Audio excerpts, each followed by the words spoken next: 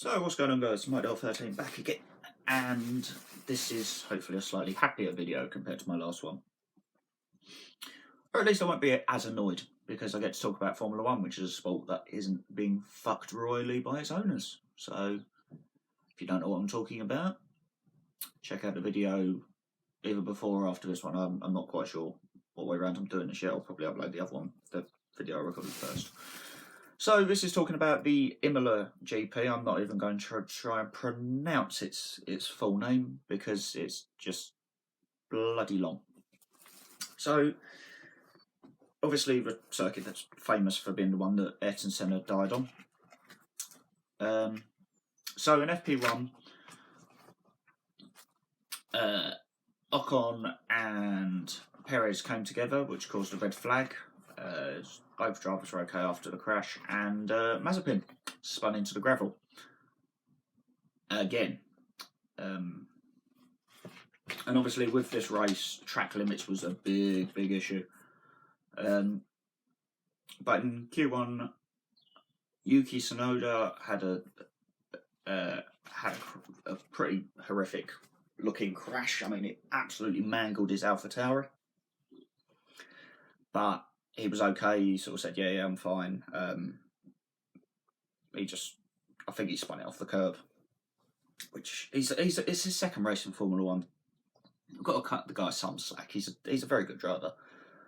Kimi Raikkonen also went out of Q1, whereas both Williams made it into Q2, and I think that shows magnificent progress for Williams. Just it's nice to see him through Q2. But when it came to Q2, Sainz and Russell both go out, which was a bit of a shock considering Leclerc was up, finished higher, was through to Q3. Lando Norris would have, when it came to Q3, been on the front row of the grid. However, he lost his time due to track limits. He did go wide. There's no way around it. He went thing, and they're very strict. But it ended with Lewis on pole. Verstappen finishes behind Perez. Perez came P2, which is an outstanding drive from him. And Leclerc came P4 with Bottas finishing 5th, I believe. Which was a bit of a shock, to be honest with you. So when it came to the race itself, there was a downpour before the race started, leading to all the drivers starting on either intermediates or wets. Pierre Gasly, for an example, started on the full wet tyre. Alonso, on the way to the grid, dropped the car and spun it. Both Aston Martins had brake fires, so Stroll was on fire as he left the pits. And rather, the novelty of such was he said, "My brakes are on fire." His team literally told him to drive faster to put it out, which clearly it worked. Vettel, however, had to start from the pit lane, and it really wasn't a great weekend for the Aston Martins. And I am very aware that I may just have called them Force Indias. I don't know. Leclerc was another driver who also spun on the formation lap. And then we got to the race start itself. So Hamilton didn't get the best start, and Verstappen took the lead going into the first corner. Lewis picked up front wing damage trying to overtake him. Now the curbs at Imola are absolutely relentless, and he hit one of his curbs, and his end plate, he broke a bit off his end plate, which obviously with this era of Formula 1 car, you're fucked. So Verstappen started sort of pulling away, But then there was a crash. Oh, excuse me. As Nicholas Latifi ended up in the barriers after clashing with Mazepin, as well as dropping the car into the gravel. So it wasn't actually Mazepin's fault for once, although many people were blaming. And under the safety car, Mick Schumacher, another driver who came out and Mick Schumacher is sort of the, in quotation marks, the darling paddock, spun the car under the safety car and lost his front wing, which was a surprise. I mean, George Russell did it there last year. And then it later came out that Perez had been given a 10-second penalty for overtaking as the safety car was deployed. Not during, but just as the safety car was coming out of the pits. He went off the track and then retook his position. So obviously, slam dunk, 10-second penalty. Vettel was also given a 5-second penalty for not having his tyres fitted at the 5-minute mark, I believe. And then all hell broke loose, quite frankly. As Lewis most of the drivers stopped for slick tyres. And as Hamilton lapped George Russell, he ended up on the wet part of the track, locked up, and ended up across the gravel and into the barriers. Now, it took him forever and a day to get the car into reverse and pull it out of the barrier and drive back to the pit lane. While all this was going on, we had a humongous crash between George Russell and Valtteri Bottas. Now, this crash was bad. It was Russell was going for an overtake on Bottas. He had DRS open. Neither driver was very happy with each other afterwards, believe me. And he basically, from what I've seen, and there's been a hell of a lot of analysis, and David Coulthard's come out and said on the Channel 4 highlights that really the blame has to be sort of laid towards George's door.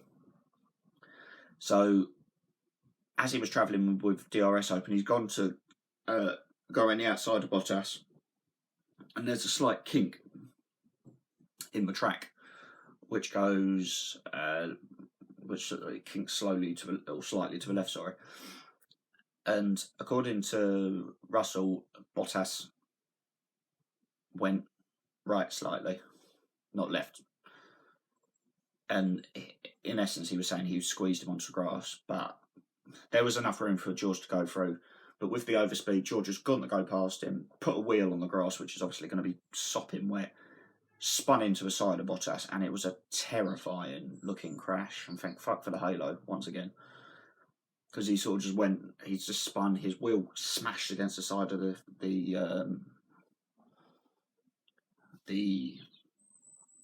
side of his halo. So the race was red flagged, and in the aftermath, you saw George Russell jump out of his completely smashed up Williams and just looking, it looked like George was going out to see if Bottas was okay. So Bottas is still in his car at this point, and he's just sat there. He's given George the finger, and George has just slapped him across the helmet. Which, I mean, George is normally very mild-mannered, and even watching his interviews afterwards, he was asked, "What did you say to Bottas?" And he said, "Are you trying to kill us both?" Like, which was a bit of a... It's a bit weird for George. I hope after he's calmed down a bit, he goes back, because in essence, I'd say it was a racing incident. But it's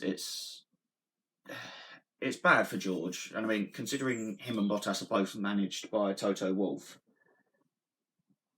you don't really want to be crashing into your former teammate of one race when you want to go to well, when you want to replace him next year.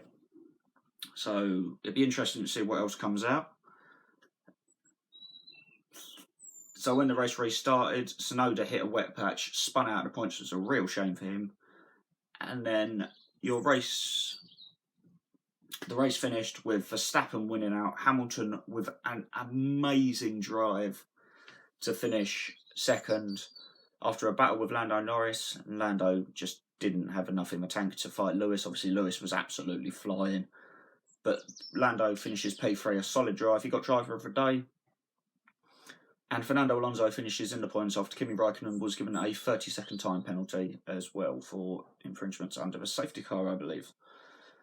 So overall, there is another bit of news, but I'll do my race ratings. Overall, I'd give the race a solid 7 or 8 out of 10. It was amazing, just the drama, the thing. And obviously, people do enjoy the crashes. That's why some people watch the sport. There were some bloody good crashes. And the main thing is the drivers are fine. Well, Bottas was winded, but he's crashed at 150 miles an hour, so... But yeah, it's overall, I'd rate it 8 out of 10. My driver of the day, I agree. Lando was a great drive. And,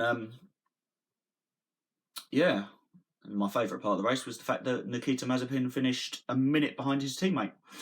Not the race leader, his teammate, and this is after he spun on the final few laps as well. So it's not so much Mazepin as Mazepin at this point. And yeah, it has also been announced that from next season, Formula One will be going to Miami. So we will have 2 American races, obviously Austin, Texas, and now this Miami street course. Which, to be fair, I've not really looked into too much, but it looks a decent track. The drivers are excited about it and all saying, like, we can't wait. But yeah, my predictions for the next race, which I believe is Portugal, if I remember rightly. Bear with me 1 second, I will just check. But anyway, my top 3 will be... I'm going to go for Verstappen pole, Lewis second, and I'm going to go Perez third, Norris 4th, Ricciardo 5th, Bottas 6th, Stroll 7th, Vettel 8th, and Sainz 10th.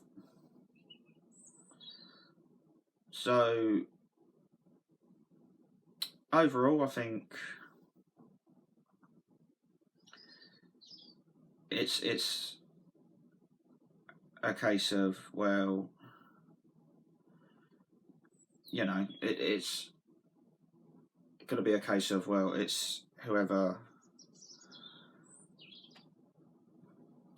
sort of does the best, I guess, in that way. Like you look at it. Yeah, the next race is Portugal, followed by Spain and then Monaco. And yeah, so my top 3 for the race: Hamilton. Do you know what? I'm gonna go controversial. I'm gonna go Perez, and you know, I'm gonna go Ricciardo on the podium. Verstappen, he's gonna have an engine failure or crash out or something. As for the championship, Lewis leads by a point because he got fastest lap. And yeah, overall it was a good race to watch. Obviously I couldn't watch it live because I had commitments. But yeah, overall I'm glad to be back doing the F1. I'm glad, you know, as I said, I'm glad that there's a sport that actually listens to its fans. So, but yeah, thanks for watching, guys. Don't forget to like, subscribe, share, and I will see you in the next one, which will be my next F1 video, which will be for Portugal. So stay safe, and yeah, see you next time.